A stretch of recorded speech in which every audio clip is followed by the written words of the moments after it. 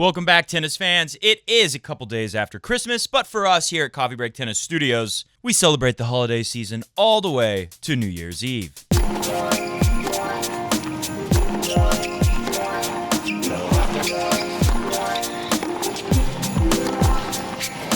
He also wants to keep Andy off balance, not let him get time to line up and hit those big power forehands and the big game he has. And obviously he's going to go after Roddick's weaker shot, that backhand.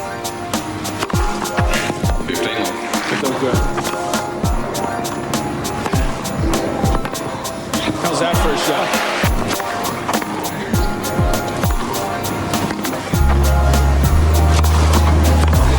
I mean, how can you possibly see Federer win that point?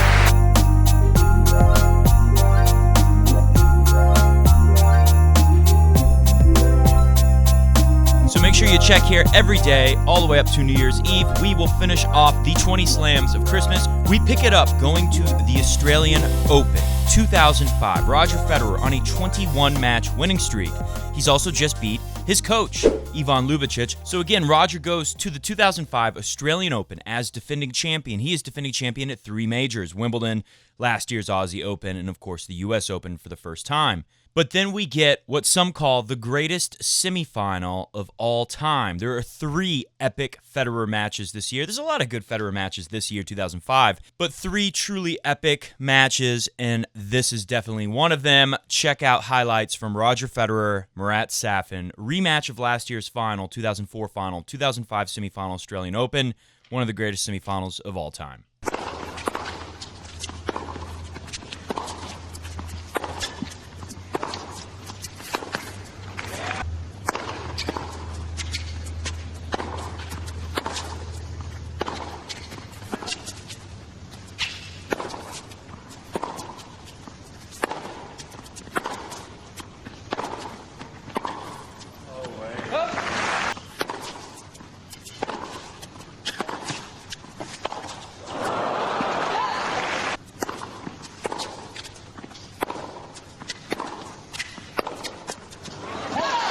Third time lucky for Roger Federer.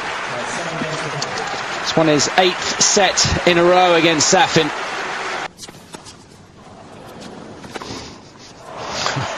Crowds oohs and ahs after his first slice backhand, because they thought this was a gem. So he thought, well, they think it's so good, I'll give them another one here. Didn't play it well, and didn't Safin read the leg break.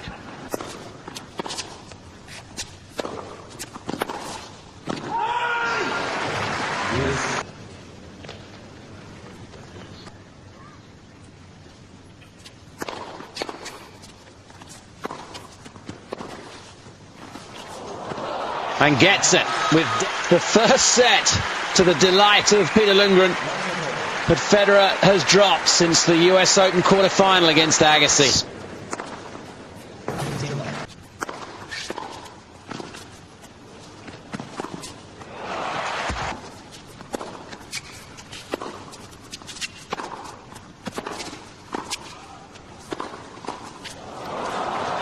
That is wonderful. I'm sure even some Russian supporters would have admired it, even if they didn't enjoy the result.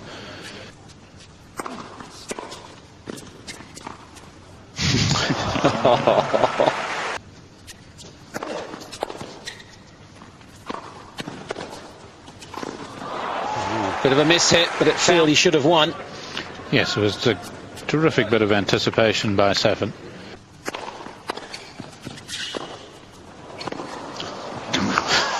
Oh, we've seen it all now. He knew it was going there as well. But he thinks it's long again. Oh, that's just... Oh, it's a bug.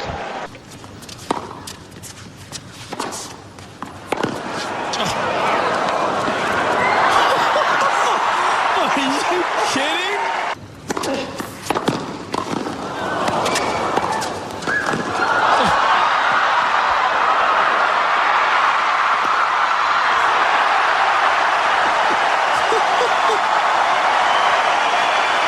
It's 6 points all. The players will change sides.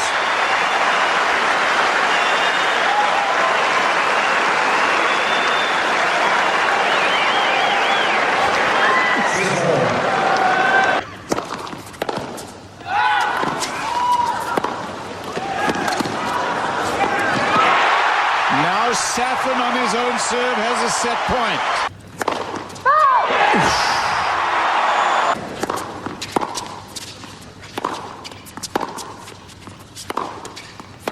He missed it, and we will see a fifth set to decide this one.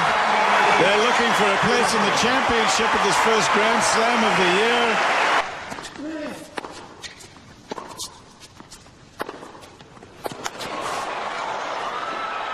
He's done it.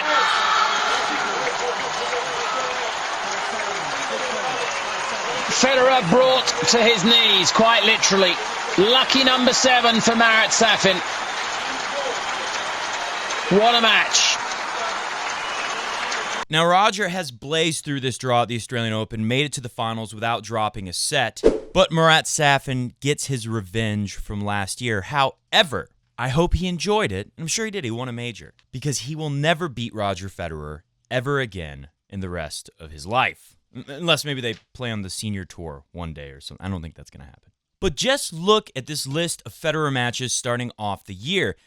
Despite the one loss to Marat Safin in the final of the Australian Open, Roger Federer is off to the start of one of the greatest tennis seasons of all time. Just look at all the winning he does here. Roger will win the Sunshine Double for the first time in his career, and the first time since 2001 when Andre Agassi did it, winning in Indian Wells and Miami. And in Miami, we get the second of 3 of the best matches of the entire year. I would say this is definitely the best match in the history of that tournament in Key Biscayne, the Miami tennis tournament, which ended this year, 2018. It will no longer be in Key Biscayne. It will be in Miami, but not on Tennis Island, as I like to call it, on Key Biscayne.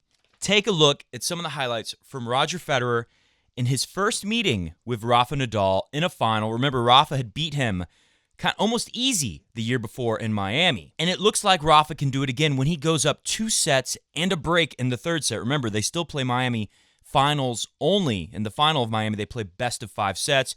And luckily for Roger, they still did it in 2005. Check out what Roger does from down 2 sets and a break.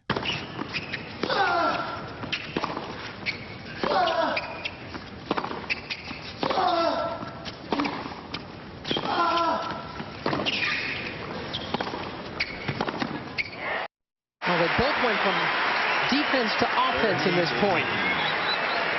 And Federer gets the last word.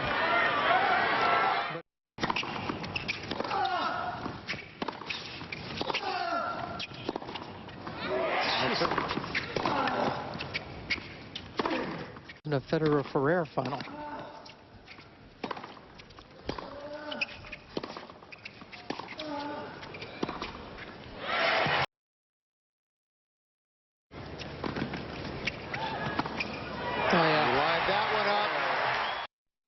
Players, Roger Federer has clawed his way back into this match against the 18-year-old Rafael Nadal.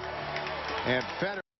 I'm sure at the time some people might have said, well, Rafa can beat him in best of 3, but can Rafa beat Roger in best of 5? We'll get the answer to that pretty soon. Moving on, Roger Federer will have his second loss of this historic year, this historic season, at Monte Carlo on clay to another punk teenager, Richie Rich, Richard Gasquet.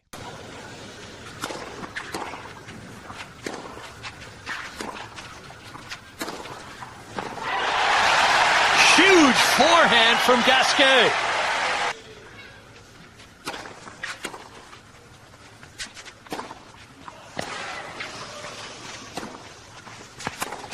It's in!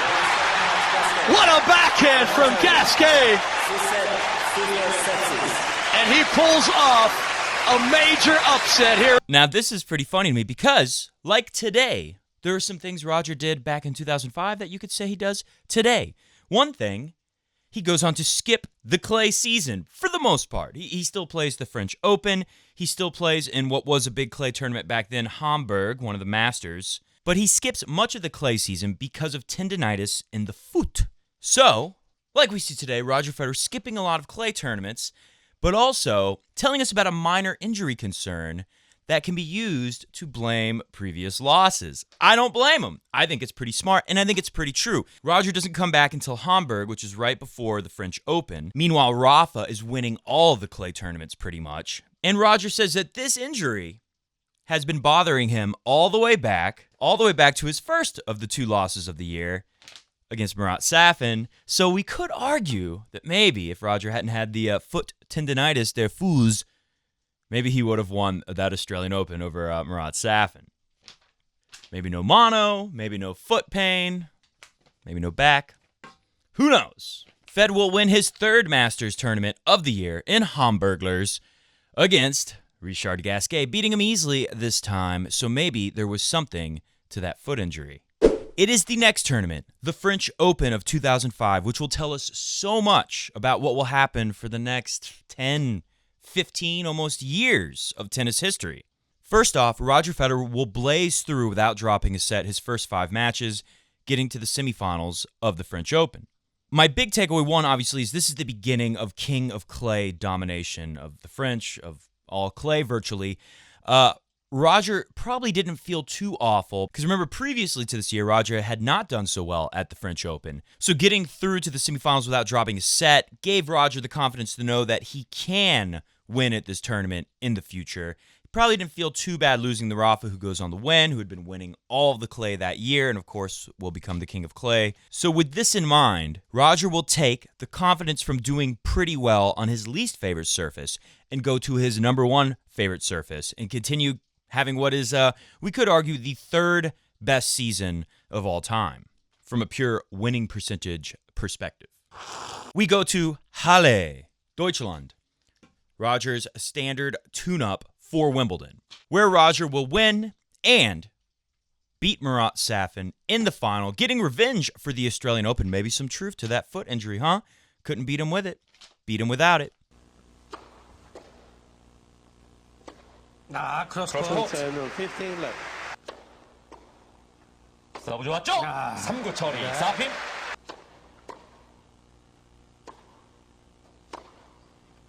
좋아요. 깊숙이 주고 다운드라인 할 생각이었을 텐데 리시브 각도가 참 풍부합니다. 역시 포핸드 스트로크에서는 사핀보다는 페더러가 한 수가 확실하게 우위죠. 제 스윙.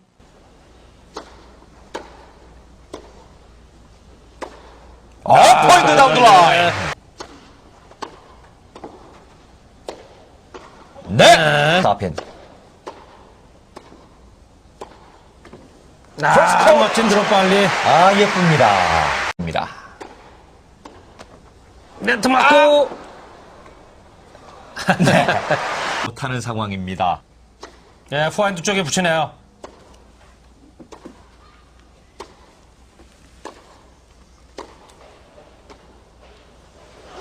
네. 나가네요. 경기 끝납니다.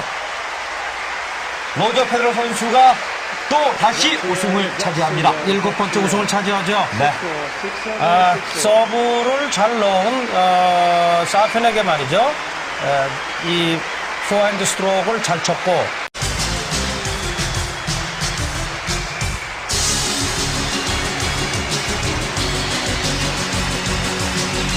Roger will go on to Wimbledon. By the way, that will be the last set Safin ever takes from Roger. Safin wins one set against Roger in Halle. Will never win another set against Roger ever again on the ATP Tour. At Wimbledon, the site of Roger Federer's 5th major victory. We see a rare occasion where, because of the special seating at Wimbledon, where people who've done well in the last 2 years on grass get a better seating than they would based on their ranking alone. Because of this, Leighton Hewitt is number 2 in the world, but he does not get the number 2 seed. It goes to Andy Roddick, who, of course, lost to Roger in the finals the year before, and the year before that, lost to Roger in the semifinals of Wimbledon. So we get to see number 1, Federer, versus number 2, Hewitt, face off in the semifinals of a major, which is, of course, very rare. And Roger shows us that it doesn't really matter that much at all when he destroys both Hewitt in the semis and Andy Roddick, who got the number 2 seed, in straight sets, both of them about the same game count. I think Roddick won one fewer game than Leighton Hewitt, both of them with a tiebreak thrown in, but straight sets losses. Roger has now won 3 Wimbledons in a row. Power.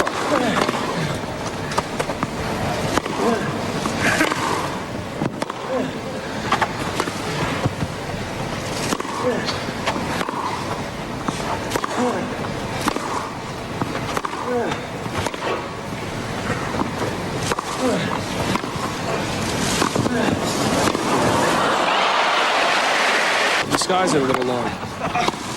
Between the legs.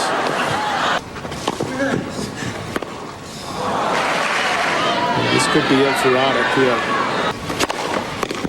That must have been hard.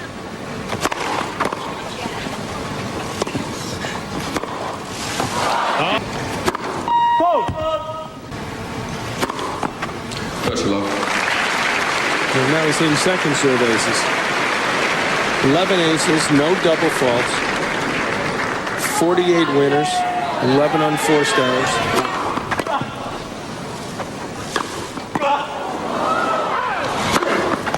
Game, set, match. Federer.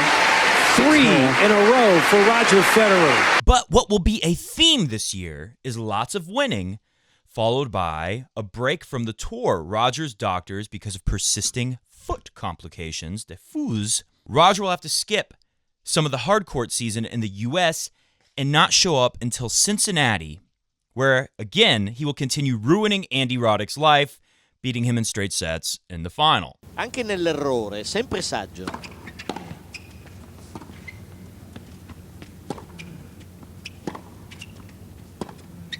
Come Federer, salumiere di Omaha.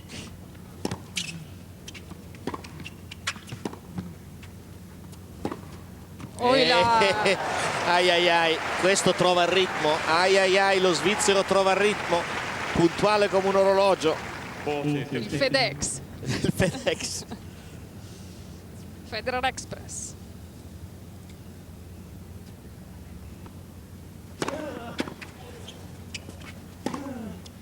I psicologi lo chiamano lo stato di flow. Il match, no? Lo slalom speciale, anche, sono quelle discipline dove i 100 metri.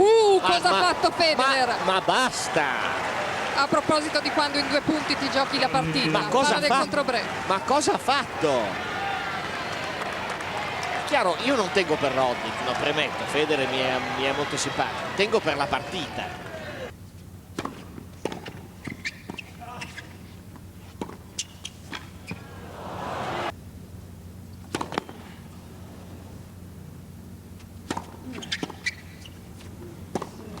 E non si ferma più questo straordinario campione che è Roger Federer. This puts Roger at a record 4 Masters tournaments won in a single year. This was the first time it was done in the Open era. It's also a clean sweep of U.S. hardcourt Masters, winning Miami, Indian Wells, and Cincinnati. Roger then goes to the U.S. Open, super overwhelming favorite, of course, and he wins. He wins his 6th major. In only a little over 2 years' time, Roger has now won 6 majors. This is a big deal, going from the player that many have said, he's very talented, but he's probably never going to live up to it, probably going to be kind of a disappointment. Now he's got 6 majors in 2 years' time. Take a look at the finals. This is a very noteworthy final. One, it's Andre Agassi's final appearance in a major final in tennis. And it's also the time where Agassi said, and I can't remember the exact words, but I will never forget what he basically said. With Pete Sampras, you had somewhere to go, meaning you could hit to the backhand. You don't have this with Roger Federer. He is the best player I've ever faced. Andre Agassi said it. Federer, best player I have ever faced. And there it is. Capture of the 3rd set. Tiebreak by Federer. Let down here. He does not have to throw it back.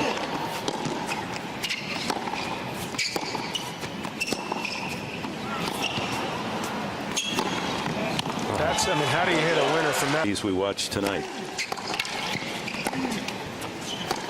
You're saying this is better than the women's final?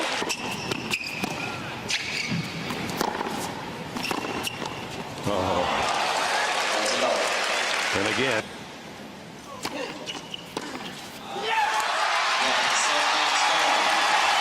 Two tennis greats have produced a special night.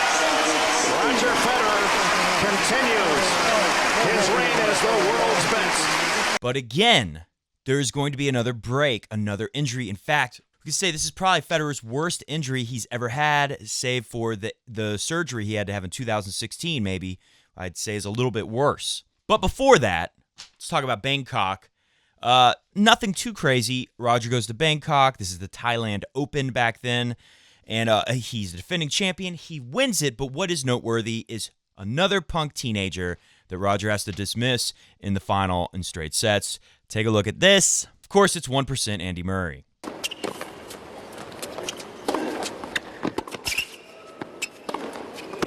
Oh, yes. Well, he's standing.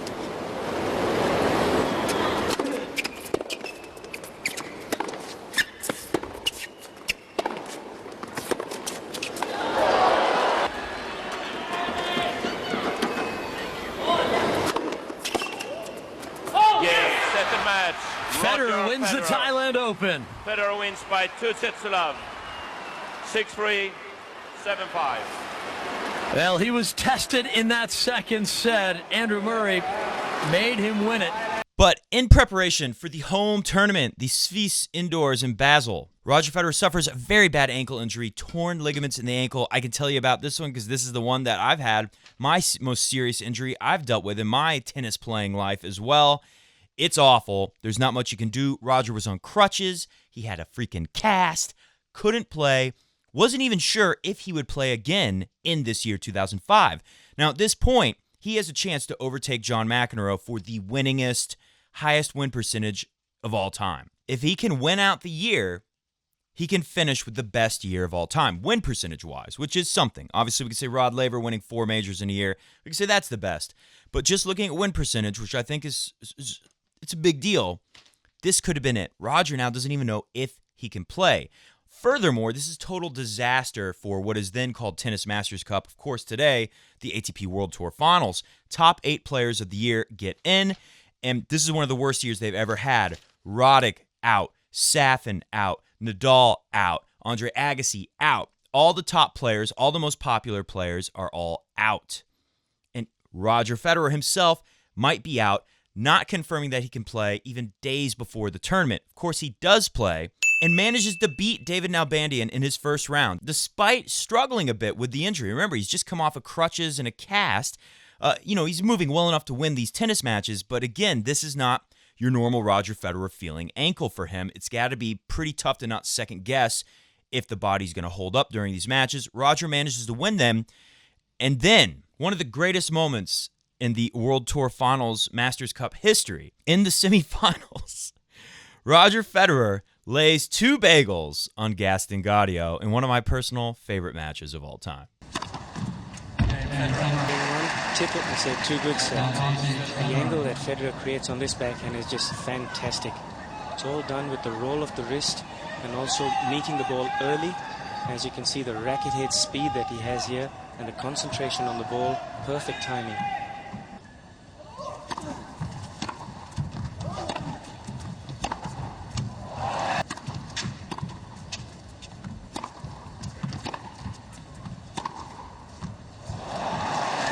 Well, he really is playing well within himself, not taking any unnecessary...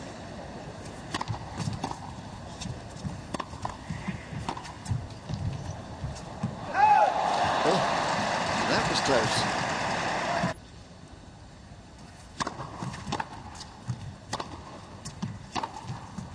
Oh, dear, oh dear.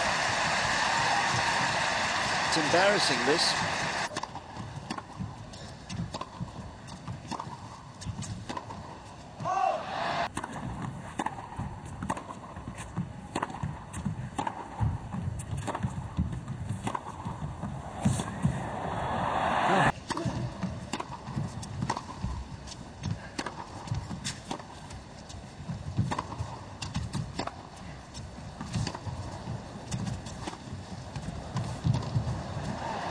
Well, you know, I'm beginning to think that Gaudio here is probably wishing that Gonzalez had won one of those 3 match points last night.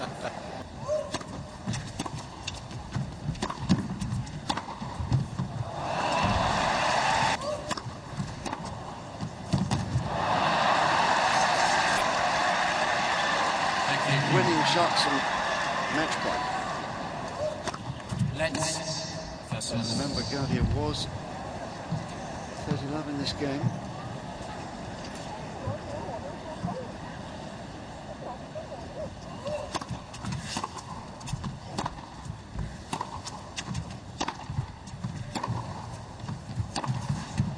There it is. Now we get to the final. Fate has set this up where Roger, let me look at my paperwork here. Let me tell you this number. John McEnroe, 82 wins on 3 losses, 1984. I say it's the best season in tennis history. Definitely in the Open era. Obviously, Mac only won 2 majors that year, but that win percentage, to win 96.5% of the time in this sport that's so grueling, so long of a season, it's amazing to me. McEnroe, that 96.5, that's 82 wins on 3 losses. Federer goes into this match. Remember, he's lost to Murat Safin in Australia, Richie Rich Gasquet in Monte Carlo, Rafa Nadal in the semifinals of the French Open. Those 3 losses with 81 wins. He's 1 win away from tying the greatest season. I remember this like it was yesterday because I remember I was such a big McEnroe fan. Even though I was late to the tennis party, I never watched McEnroe until after he was retired, but I thought he was so cool. I thought it would be very fitting for Roger and him to have that record shared. Roger would not take it away from him. They would share it. We get the final of the 3 best matches of the entire year, an epic 5-setter where Roger Federer is up 2 sets after winning 2 tiebreakers. Perfect. Federer was playing his first tournament in 6 weeks after recovering from an ankle injury, but there were no signs of rustiness in the Swiss maestro's play. The world number 1 came into this match having lost only 3 times in the entire season. His last defeat way back at Roland Garros. Oh, brilliant. An incredibly tight tiebreak in the second set. Federer doubled his overall advantage. That's it. David Nalbandian wins the 3rd set 6-2, wins the 4th set 6-1. At this point, there's got to be something going on with the ankle, right? That thing's got to be worn out. Every time I've sustained injury to those ankle ligaments, it has taken so long to get it strong enough to play really long tennis matches. So I can only imagine what Roger Federer would have been going through after all the matches he won at the World Tour Finals, including beating Nalbandian in 3 sets to start the thing off. What does Roger do in the 5th set? He takes him to a final set tiebreaker, but loses, meaning he ends the year 1 less win than McEnroe. Remember, McEnroe 82-3, and 1 more loss, 81-4 for Roger Federer in the year of 2005. The Swiss master never knew when he was beaten.